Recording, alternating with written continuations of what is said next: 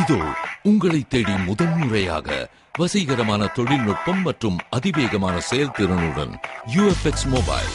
மெல்லிய தோற்றத்துடன் முற்றிலும் சிறப்பாக எல்லோருக்கும் எளிதாக UFX மொபைல்.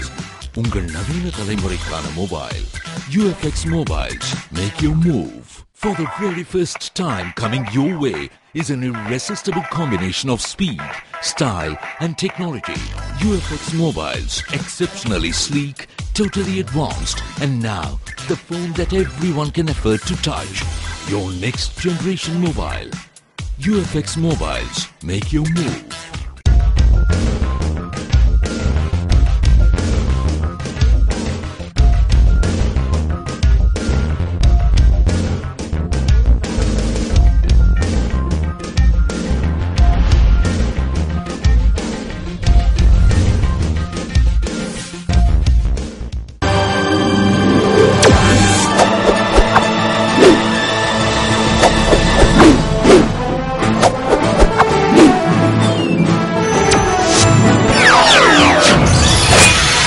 நீங்கள் பார்த்துக் கொண்டிருப்பது AJK டிவியின் புதுவை மாலை.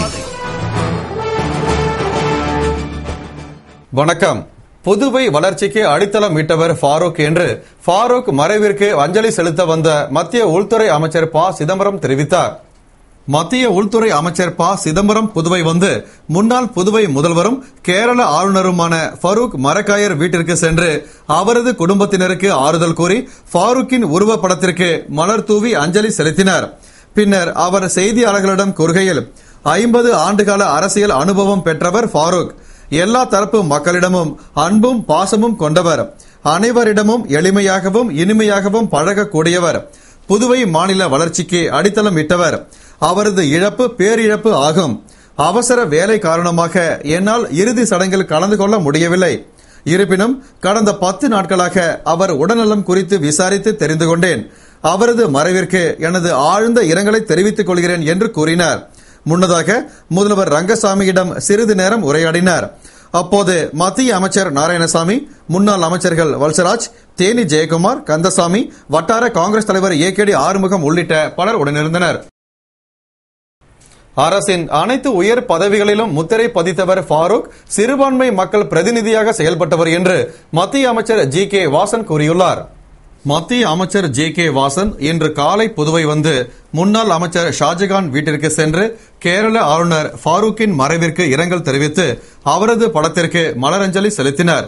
பின்னர் முன்னாள் அமைச்சர் ஷாஜகான் ஃபாரூக் தம்பி இக்பால் மற்றும் அவர் குடும்பத்தினருக்கு ஆறுதல் கூறினார். தொடர்ந்து செய்தியாளர்களிடம் கூறுகையில், மறைந்த ஃபாரூக் மரைக்காயர் அரசின் அனைத்து உயர் பதவிகளிலும் முத்திரை பதித்தவர். புதுவையின் வளர்ச்சிக்கு அடித்தளமாக இருந்தவர் மற்றும் சிறுபான்மை மக்களின் பிரதிநிதியாக செயல்பட்டவர். இத்தகைய பெருமையுடைய தலைவரை புதுவை இழந்துள்ளது என்று கூறினார். அப்போது மத்திய இணையமைச்சர் நாராயணசாமி, எதிர்க்கட்சித் தலைவர் வைத்திலிங்கம், மாநில காங்கிரஸ் தலைவர் AV சுப்பிரமணியன், பாராளுமன்ற உறுப்பினர் கண்ணன், சட்டமன்ற உறுப்பினர்கள் நமச்சிவாயம், லட்சுமி நாராயணன் மற்றும் காங்கிரஸ் நிர்வாகிகள் பலர் உடனிருந்தனர். கேரள மாநில ஆளுநர் அமரர் MOH ஃபாரூக் அவர்கள் புதுவை மாநில முதல்வராக, மத்திய அமைச்சராக, இந்திய திருநாட்டினுடைய தூதராக, ஆளுநராக தான் வகித்த அத்துணை பதவிகளிலும் முத்திரை பதித்தவராக செயல்பட்டவர்கள்.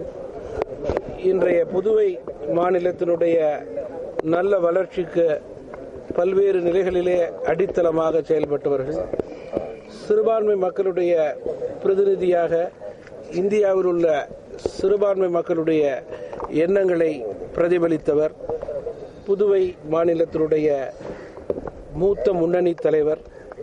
அவர்களுடைய இழப்பு என்பது மாநிலத்தினுடைய பேரிழப்பு. அவர்களை இழந்து வாடும் அவர்களது குடும்பத்தாருக்கு, குறிப்பாக அவர் விட்டு சென்ற பணியை தொடர்ந்து இங்கே செய்து கொண்டிருக்கின்ற அவர்களது மகன் முன்னாள் அமைச்சர் திரு ஷாஜகான் அவர்களுக்கும், அவர்களது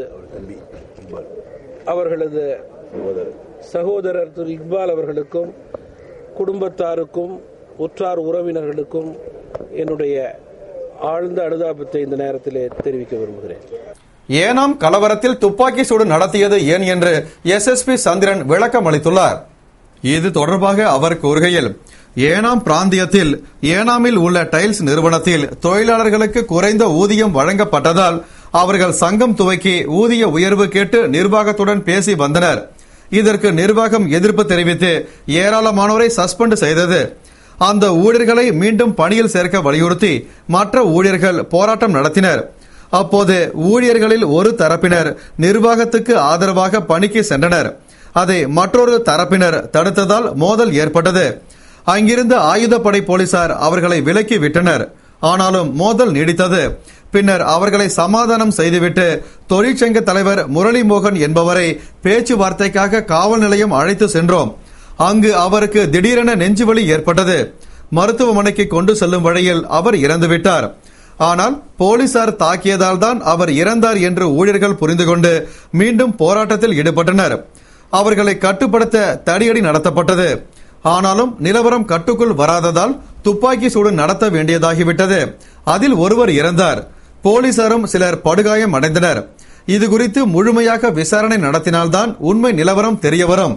நிலவரத்தை கட்டுக்குள் கொண்டுவர காக்கிநாடா, புதுச்சேரியில் இருந்து ஆயுதப்படை போலீசார் வரவழைக்கப்பட்டு அங்கு நிறுத்தப்பட்டுள்ளனர். மேலும் டிஐஜி சுக்லா, எஸ்பி பழனிவேல் ஆகியோர் முகாமிட்டு பாதுகாப்பு நடவடிக்கைகளை மேற்கொண்டுள்ளனர் என்று கூறினார். கேரள ஆளுநர் MOH ஃபாரூக் உடல் 21 குண்டுகள் முழங்க அரசு மரியாதையுடன் நல்லடக்கம் செய்யப்பட்டது. புதுவை முன்னாள் முதல்வரும் கேரள ஆளுநருமான MOH ஃபாரூக் மரைக்காயர் உடல்நலக்குறைவால் மரணமடைந்ததை அடுத்து ஆளுநர் இக்பால் சிங், முதல்வர் ரங்கசாமி உள்பட அமைச்சர்கள், சட்டமன்ற உறுப்பினர்கள், முன்னாள் முதல்வர்கள் மற்றும் முக்கிய பிரமுகர்கள், ஊர் பொதுமக்கள் அஞ்சலி செலுத்தினர். இது மட்டுமின்றி மத்திய அமைச்சர்கள் AK அந்தோணி, அகமது, இணையமைச்சர் நாராயணசாமி, முன்னாள் மத்திய அமைச்சர் இளங்கோவன், கேரள முதல்வர் உம்மன் சாண்டி, கேரள சபாநாயகர் கார்த்திகேயன், கேரள அமைச்சர்கள் ஜோசப், அடூர் பிரகாஷ், இப்ராஹிம் குஞ்சு, முன்னீர், பிரதேச காங்கிரஸ் கமிட்டி தலைவர் ரமேஷ் சென்னிதலா, கேரள மாநில கூடுதல் தலைமை செயலர் ஜெயக்குமார், கேரள DGP ஜேக்கப் உள்ளிட்டோர் அஞ்சலி செலுத்தினர். பின்னர் நேற்று மாலை ஃபாரூக் மரைக்காயர் இறுதி ஊர்வலம் அவரது இல்லத்திலிருந்து புறப்பட்டது. சவப்பெட்டியின் மீது தேசிய கொடி போர்த்தப்பட்டிருந்தது. இதில் மத்திய மாநில முதல்வர்கள், அமைச்சர்கள், பிரமுகர்கள் கலந்து கொண்டனர். தமிழக முன்னாள் அமைச்சர் பொன்முடி, அவருடன் திராவிட முன்னேற்ற கழக இளைஞரணி அமைப்பாளர் சிவா, முன்னாள் சட்டமன்ற உறுப்பினர் புசி ஆனந்த் உள்ளிட்டோரும் கலந்து கொண்டனர். ஊர்வலம் உப்பளத்தில் உள்ள முஸ்லிம் கல்லறை தோட்டத்தை வந்தடைந்த பின் ஜன்னத்தல் பிரதௌஸ் மசூதியில் தொழுகை நடத்தப்பட்டு பின்னர் ஃபாரூக் உடல் தாங்கிய பெட்டி வெளியே கொண்டு வரப்பட்டது. அங்கு தேசிய கொடி அகற்றப்பட்டு 21 குண்டுகள் முழங்க மரியாதை செலுத்தப்பட்டது. அப்போது கல்லறை தோட்டத்திற்கு வந்த ஜார்க்கண்ட் மாநில ஆளுநர் சையத் இப்தரசி, முதல்வர் அர்ஜுன் முண்டா, துணை முதல்வர் ஹேமந்த் சோரன் ஆகியோர் இறுதி மரியாதை செலுத்தினர். அதன்பின் அங்கிருந்த அவரது மனைவி கதீஜா நாச்சியார் கல்லறை அருகே ஃபாரூக் உடல் நல்லடக்கம் செய்யப்பட்டது. கள்ளநோட்டு விவகாரத்தில் பல்லாவரத்தில் கைது செய்யப்பட்டவரை காவலில் எடுத்து விசாரிக்க உள்ளதாக CID SP ரவீந்திரன் தெரிவித்துள்ளார். இது தொடர்பாக CID SP ரவீந்திரன் கூறுகையில், புதுவையில் ஜார்க்கண்ட் மாநிலத்தை சேர்ந்த 6 பேர் கொண்ட கும்பல் கள்ள நோட்டை புழக்கத்தில் விட்டது.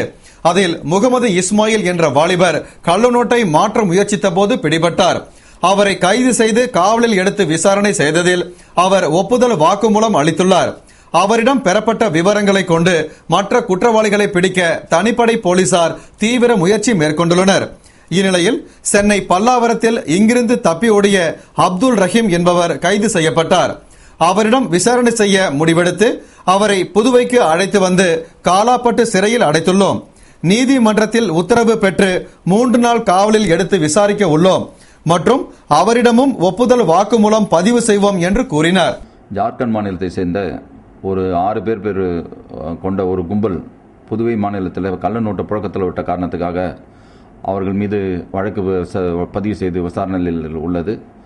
அது சம்பந்தமாக ஏற்கனவே அப்துல் ரஹீம் என்பவரை கைது செய்து அவரை போலீஸ் காவல் CBCID மூலமா போலீஸ் காவல் நிலையத்தில் காவலில் எடுத்து அவரை விசாரித்து ஒப்புதல் வாக்குமூலம் பதிவு செய்யப்பட்டு அவர் மீண்டும் சிறையில் அடைக்கப்பட்டுள்ளார். அந்த கும்பலிருந்து தப்பித்து போன ஒருத்தர் அவர் அப்துல் ரஹீம் என்ற ஒரு நபர், அவரும் ஜார்க்கண்டை சேர்ந்தவர். அவர் பல்லாவரத்தில் இந்த மாதிரி கள்ள நோட்டு புழக்கத்தில் விடும்போது அவர் கைது செய்து அவரை புழல் சிறையில் அடைச்சிருந்தாங்க. அவர் நேற்று நம்ம CBCID வழக்குக்காக அவரை பாண்டிச்சேரிக்கு கொண்டு வந்து அவர் காலாப்பட்டு சிறையில் அடைக்கப்பட்டுள்ளார். அவர் 3 நாள் நீதிமன்றத்தின் உத்தரவுப்படி 3 நாள் காவலில் எடுத்து அவருடைய விசாரித்து அவரிடம் இந்த ஒப்புதல் வாக்குமூலம் பெறப்படும். இவ்வழக்கின் விசாரணை மேலும் தொடரும். இத்துடன் செய்திகள் நிறைவடைந்தன. வணக்கம்.